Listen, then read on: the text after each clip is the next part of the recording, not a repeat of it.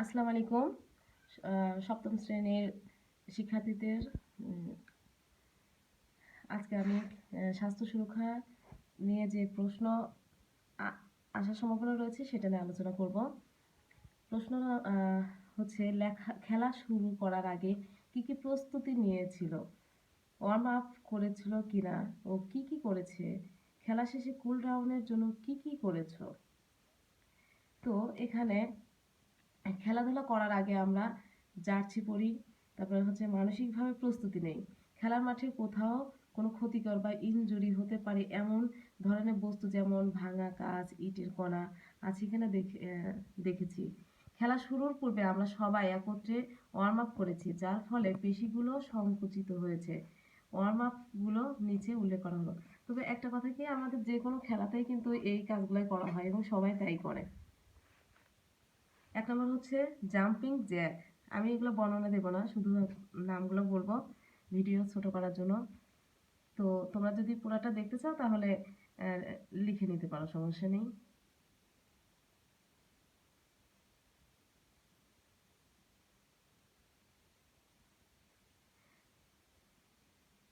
এখন ক সেট 2, খ কতবার 8 থেকে 10 বার জাম্প করা হয়েছে। 2 30 সেকেন্ড করে 3 বার হালকা রান করা। 3 হাঁটু বুকে লাগানো। তারপর ক সেট 2, খ কতবার 10 থেকে 12 বার এক এক পাশে। এগুলো মোটামুটি হালকা আলোচনা করলাম। তারপর হচ্ছে স্ট্যান্ডিং এলবো টু ক্রাঞ্চেস সেজ। বিবরণ: সোজা হয়ে দাঁড়িয়ে কাঁধ বরাবর 2 পা ফাঁক করে দাঁড়াতে হবে। এগুলো তোমরা এমনি দেখে নাও, ভিডিওটা আমি শর্ট করতে চাচ্ছি। যদি লিখতে চাও পুরাটা লিখতে পারবে পরে। 5 নাম্বার হচ্ছে সাইড টু সাইড ব্র্যান্ড। তারপর হচ্ছে 6 স্ট্যান্ডিং ল্যানজেন্স। দেখো, খেয়াল করো, যদি তোমরা লিখতে চাও তাহলে লিখে নিতে পারো, আমি সংক্ষেপে আলোচনা করছি। তারপরে হচ্ছে সিট আপস। তো এটাও বিবরণটা তোমরা দেখে নিতে পারো। তো খেলা শেষে কুল ডাউনের জন্য কিছু ব্যায়াম করেছি, সেগুলো নিম্নে উল্লেখ করা হলো। এখানে তোমরা দেখে নিও, আমি ভিডিওটা খুবই সংক্ষেপ করতে চাচ্ছি। তো আমরা পরবর্তী প্রশ্নে চলে যাই। যে খেলা তারা খেলেছে কি ধরনের আঘাত বা দুর্ঘটনার সম্মুখীন হয়েছে তা হতে পারত বলে তারা মনে করছে। আমরা বৌচি খেলায় অংশগ্রহণ করেছিলাম। এই খেলাটি খেলার সময় বিভিন্ন আঘাতের সম্মুখীন হতে পারতাম।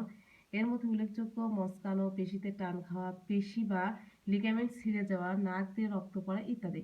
কিন্তু আমরা খেলার পূর্বে সঠিকভাবে ওয়ার্ম আপ এবং খেলার শেষে কুল ডাউন করায় তেমন বিপদের সম্মুখীন হয়নি। বিশেষ করে সাবধানতার সাথে খেলাধুলা করার কারণে মূলত দুর্ঘটনা হয়নি। আর এই আঘাত বা দুর্ঘটনাগুলোর প্রাথমিক চিকিৎসার জন্য তারা কি ব্যবস্থা নিয়েছিল?